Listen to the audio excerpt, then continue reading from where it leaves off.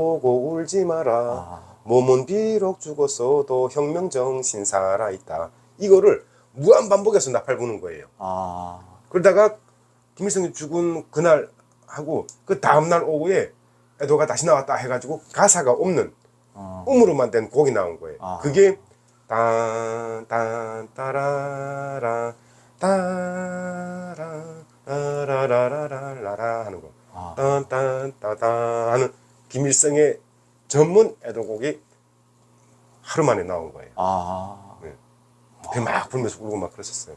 그럼 그때는 진짜 그때는 그 막 불잖아요. 그럼 군인 가족부터 먼저 막 들어오잖아요. 네. 그 부인들이 막 들어왔다가 막 완전 그 전기에 경직되게 된 사람이 이렇게 꽂아대잖아요. 그렇게 해서 막 쓰러져가지고 막 실려 나가는 사람들 엄청 많았어요.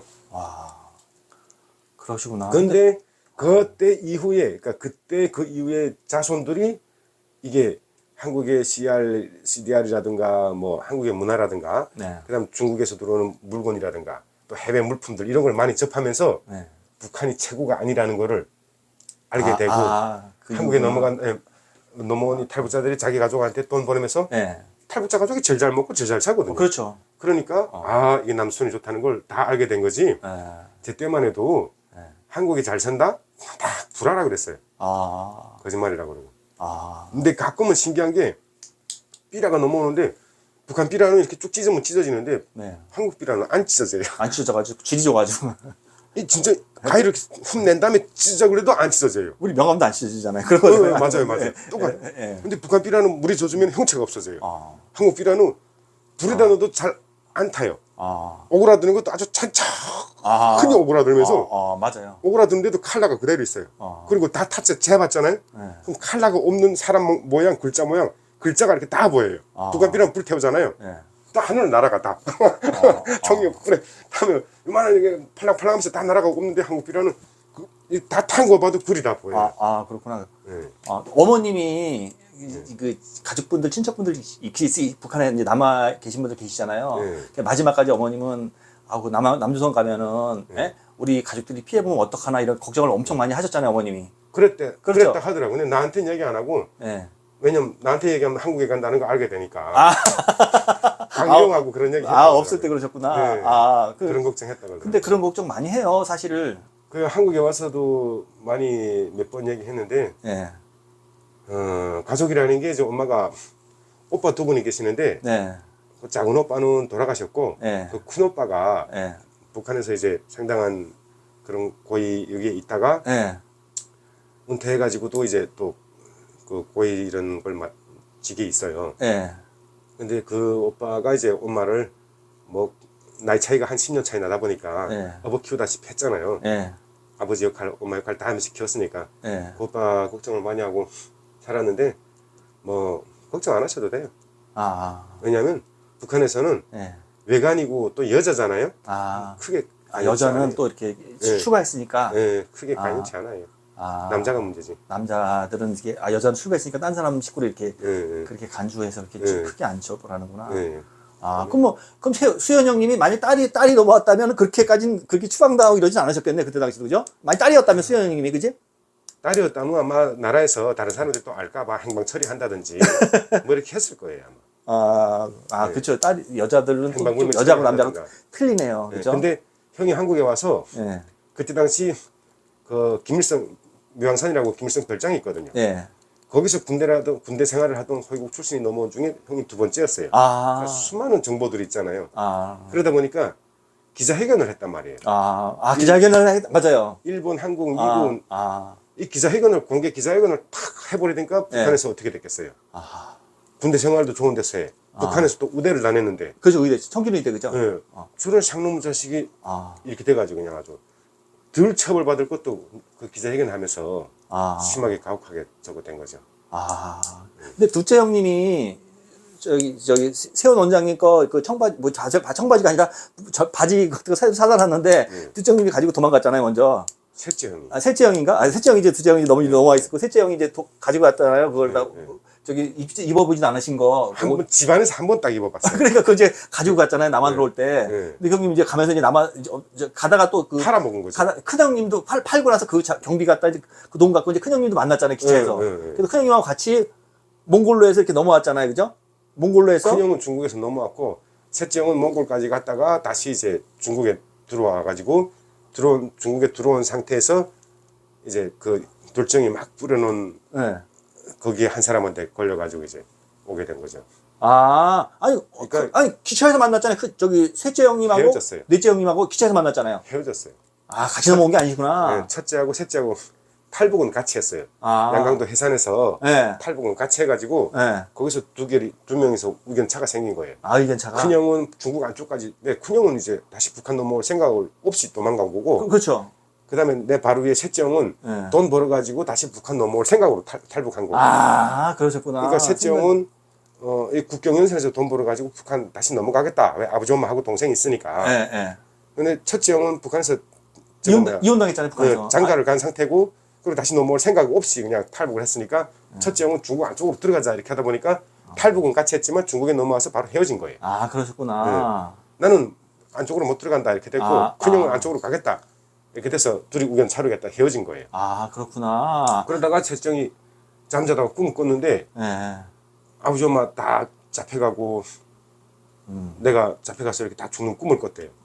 그래서 너무 그게 생동해가지고 죽었겠구나 싶어가지고 그 꿈을 꾸고 죽었구나 싶어가지고 바로 그냥 중국 안쪽으로 걸어서 들어간 게 몽골까지 내몽골. 그러셨구나. 나는 그래서 큰형은 바로 오고 탈북해서 한 2달 만인가 바로 오고 그다음 내 바로 위에 셋째 형은 탈북해가지고 1년 만에 넘어온 거죠. 1년 만에 넘어오셨구나. 몽골까지 돌아다니고 제가 지금 한자를 봐야 되거든요. 예, 알겠습니다. 감사합니다. 고맙습니다. 예.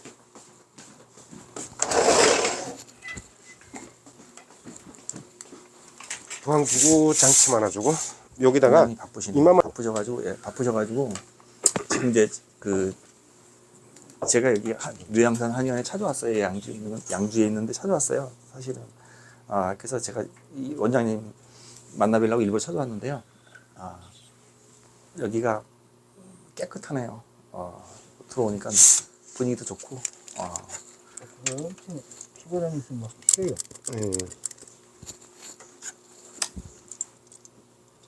저는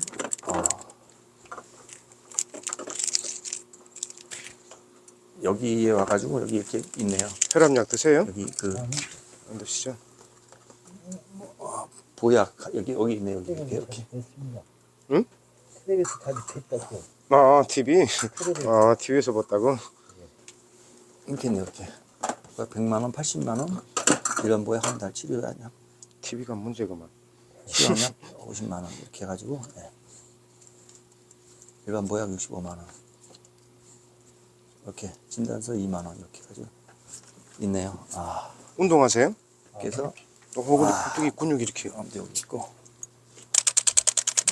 저 명함도 있고 그래가지고 딱 있습니다 이렇게. 근육이 상당히 많으시네. 이제는요. 운전하신다고요? 네. 명함이 이렇게 있습니다. 명함이. 뇌양산 한의원 이렇게 여기 명함이 있습니다. 시간만이 좀 까마네. 조금만 계세요.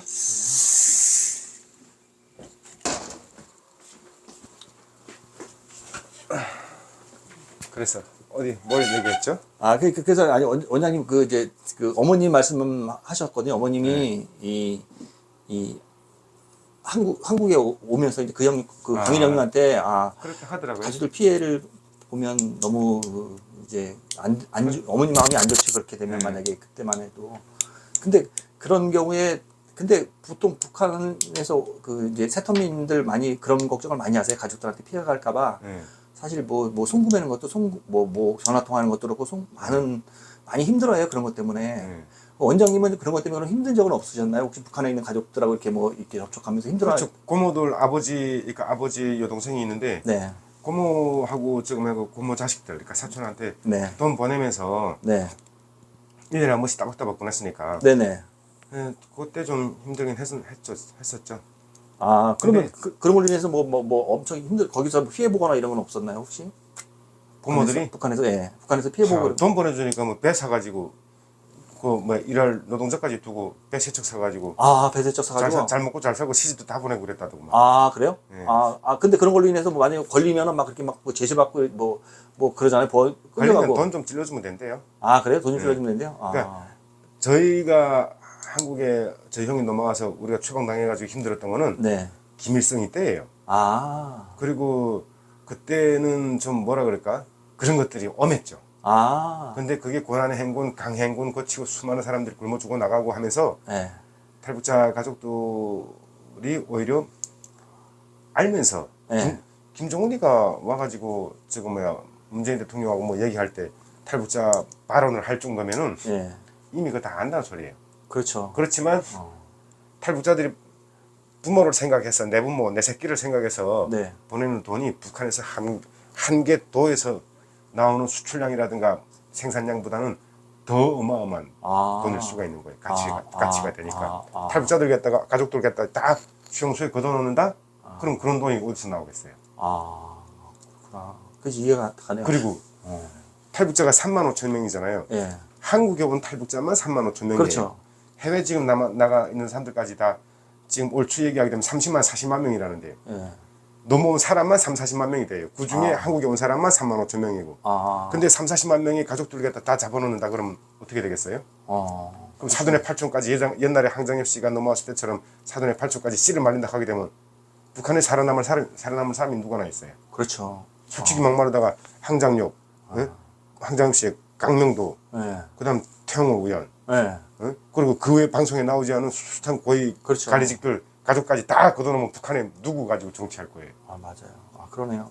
그러니까 탈북자에 대해서는 뭐 크게 안 해. 그러니까 뭐 북한의 어떤 기지를 찍어서 사진으로 보낸다더라, 영상을 저장해가지고 한국에 보낸다더라 이런 거 아닌 이상에는 그렇죠. 단순 그냥 돈 받아먹고 사는 거에 대해서는 큰 제재를 안 해요. 그렇구나. 네. 그리고 또 국정원에서 네.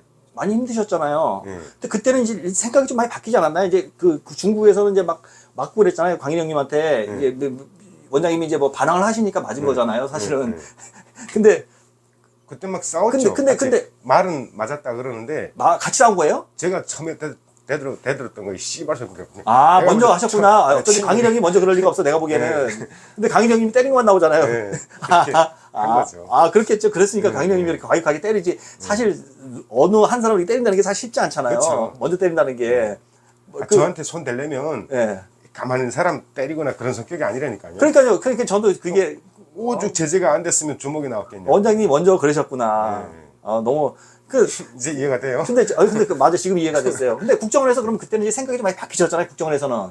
근데 거기서는 좀 고분고분 해야 되는 거 아닌가요? 혹시 국정원에서 이렇게 국정원에서 조사할 때 한 거 물어보고 또 물어보더라도 안 그래요? 근데 이미 내가 총을 여기다가도 대보고 여기다가도 대고 사회 나와서 북한에서 이제 뭘 훔쳐먹고 뭐 하면서 정신을 잃을 정도로 많이 맞아봤단 말이에요. 네. 근데 사람은 이렇게 죽는구나 싶은 걸 그때 느꼈어요. 그러니까 그때는 죽음에 대한 그 두려움이나 공포 이런 게 크게 없었어요. 처음에 왔을 때. 아니, 그래도 이제 수현 형님, 두치 형님이 이제 여기서 남한에 와서 정착하셨잖아요. 그거는 변절자라고 생각했지. 그때도요? 그럼요. 그때는 형 만나기 전인데 조사가 다 끝난 다음에 5개월 됐을 때 형을 처음 만났어요. 처음 만난 거 5개월 됐을 때? 네. 전화통화를 했잖아요. 그때 국정원에서도 전화통화 시켜주잖아요. 얼굴 본 적은 없어요. 전화통화를 했죠? 못하죠. 국정원에서 어떻게 형하고 전화통화. 전화통화도 안 됐어요? 이 안에 무슨 뭐 이렇게 얘기하면 다 나갈 텐데. 지금 다 통화하는데 국정원에 전화통화 지금이야 옛날 가족 확인하기 위해서. 없어요. 그때 당시하고 지금 국정원이지만 그때는 안기부예요. 안기부. 안기부여서. 통화도 못했구나. 어디 통화라는 게 어디 있어요.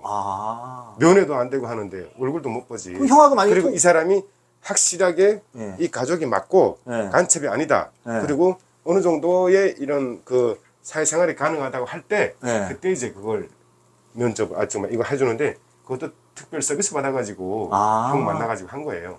지금 이해가 갔네. 그러면 형님하고 통화를 못했구나 그때까지. 통화하고 어디 꿈도 못 꾸죠. 통화를 해요. 그때 만약에 그 형님하고 두째 형님하고 통화가 됐으면은 통화하고 이게 면회를 했으면은 좀 부드러울 수 있었는데 그러면 그때 그 조사 과정이 그죠?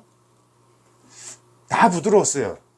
그때 있는 내랑 같이 있을 때 사람들은 나만 두들겨 맞았잖아요. 그러니까 원장님이 그 전에 그렇게 두들겨 맞았잖아요. 막 여기도 밟았잖아요. 그 사람이 그죠? 그냥 밟기만 했어요. 바로 차가지고 그냥 눈도 붓고 그래가지고 눈이 너무 진짜 네. 이런 별지가 딱딱딱딱 뜨는 게 아니고 네.